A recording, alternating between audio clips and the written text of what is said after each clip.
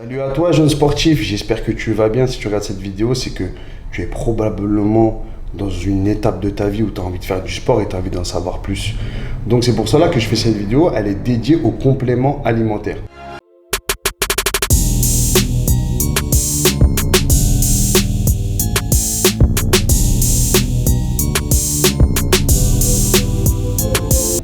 Il y en a tellement, très peu sont vraiment renseignés sur le sujet.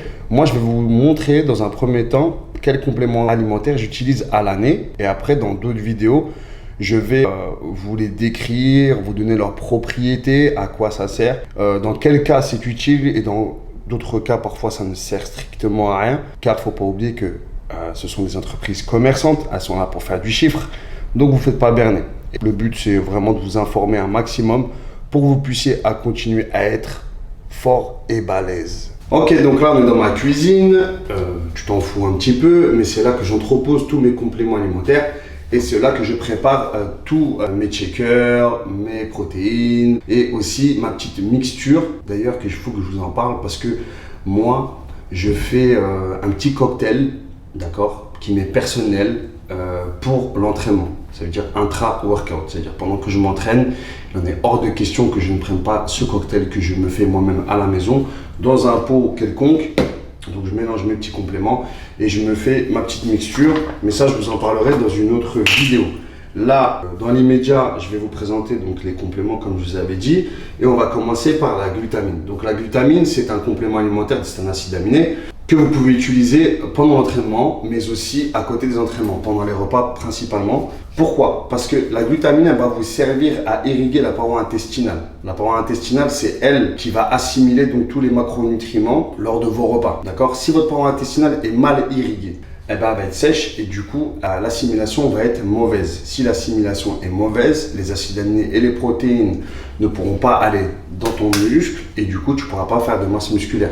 Par logique. Certaines études disent que les glutamines permettent la prise de masse musculaire, d'autres disent que pas du tout, mais les deux études se rejoignent sur le fait que c'est bénéfique pour justement la paroi intestinale. Donc par déduction logique, si on réfléchit bien, si la paroi intestinale a une bonne assimilation, si tu as une bonne assimilation et que tu te nourris bien, tu vas faire de la masse musculaire. Donc l'un dans l'autre, ça participe à la prise de muscle.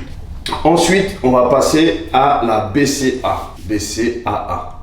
La BCAA, donc on va dire que c'est les acides aminés stars parmi les 22 acides aminés de manière générale. Donc valine, isoleucine et leucine. La leucine, principalement, c'est elle qui va faire de l'anabolisme, donc la prise de muscle. Ok? Anabolisme, prise de masse musculaire. Sauf que elle, la leucine, ne fonctionne pas. Elle ne s'active pas, elle a une mauvaise synergie si elle n'est pas accompagnée de ses jumelles. Donc l'isoleucine et la valine, ok? Il y a une autre étude aussi, et on va en venir juste après que je vous ai présenté la BCA, qui nous dit encore autre chose, qui nous complémente tous ces a priori sur les acides aminés, parce que c'est un sujet tellement vaste et tellement dur à comprendre que les études ne cessent d'évoluer et on cesse d'en apprendre chaque jour. Donc la BCA, principalement, va vous aider à la récupération musculaire. Donc moi je l'utilise principalement pendant la séance, mais vous pouvez l'utiliser au réveil et aussi avant l'entraînement et après l'entraînement. Ça va vous mettre en jambe pour une séance si elle est hard et juste après ça va vous permettre d'avoir une grosse récupération et bien entendu de stopper donc le catabolisme qui est notre cauchemar le plus important quand on est pratiquant de musculation. Ensuite, là, on a le collagène. Donc, le collagène, c'est un complément alimentaire, je dirais annexe, parce qu'il n'est pas super important si tu es un bodybuilder, mais je pense que les compléments santé, on les néglige un petit peu. Donc, je parle bien sûr de la vitamine C, du magnésium, de la vitamine B6. Tout ça, ce sont des compléments santé qu'on a besoin au quotidien quand on fait beaucoup de musculation parce que notre organisme et notre système nerveux est mis à l'épreuve. Okay, le collagène va t'aider à réparer tous les petits bobos, tendinites, etc. Bien sûr, combiné à de la glucosamine, c'est parfait. Donc, oublie pas, pour les tendons, les articulations, glucosamine et collagène. C'est un très très bon combo pour garder nos articulations et nos tendons en bonne forme, ce qui n'est pas négligeable parce que quand tu pousses, tu stresses donc tout ce qui est tendons, etc. Et quand tu as une tendinite par exemple au coude, oublie le développé couché, oublie les pecs, oublie pas mal de choses. Tout ce qui est mouvement de poussée, ça va être un calvaire, donc ça va un peu te saper le moral. Ensuite, on va passer au EAA, aux acides aminés. Donc les acides aminés, comme je vous ai dit précédemment, donc ils sont au nombre de 22. Donc là, on va dire qu'on a tous les acides aminés.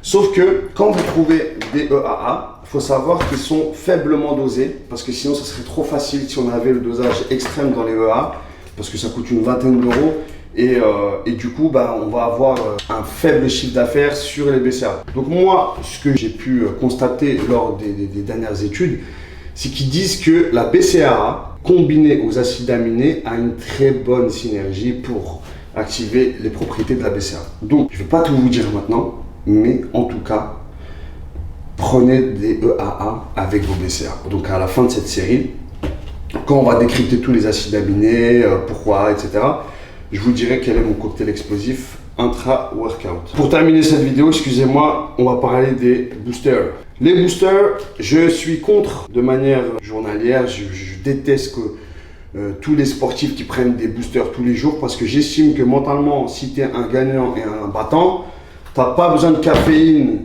en surdose pour pouvoir aller casser des barres. Tu vois, si tu as la motivation et que tu es déter, tu peux aller à la salle, casser des barres juste avec ton mindset. Cependant, quand tu as des gros coups de fatigue, un coup de booster et tu repars et tu fais une bonne séance.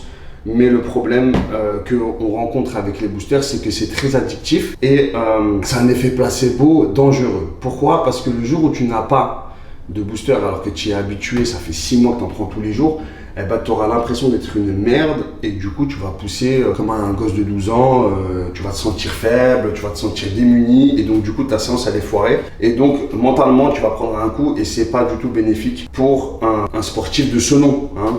Jeune sportif apprenti en quête de muscle, c'est pas bon. Ok, et on va finir très simplement avec la protéine. La protéine, pour moi, c'est très important dans ton alimentation parce qu'elle va te compléter justement ta diète et tu vas fournir à ton corps les protéines nécessaires car les protides sont la seule molécule qui stoppe le catabolisme post-workout et aussi dans les temps qui sont trop longs entre les repas. Hein, ok, faut savoir que le corps il a un temps de digestion de entre 2 et 3 heures et que derrière il est prêt à recevoir des protéines, mais je ne te cache pas que parfois manger toutes les 3 heures du poulet et du bœuf ça casse un peu les couilles. Donc pour simplifier la vie, tu prends un petit shaker de protéines, mais pas n'importe lesquels. Les gars, s'il vous plaît, d'accord, on est en 2021, on n'est plus des débiles, on n'est plus des amateurs. Hein, tous comme on est. Pourquoi? Parce que maintenant il y a Internet et Internet, il y a toutes les infos qu'on a besoin. Le gainer, vous le prenez, vous le videz dans la poubelle. Ok?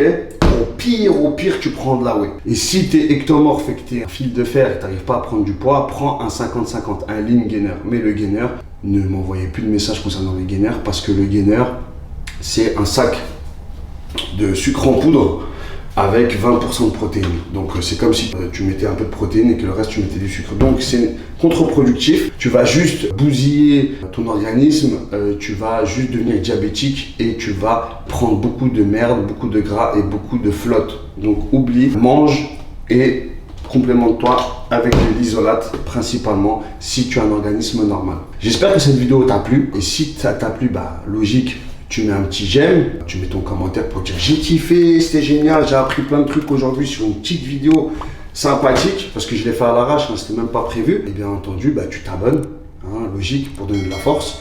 Et je vous dis à très bientôt pour une prochaine vidéo éducative. C'était H Coaching, je vous dis à très bientôt.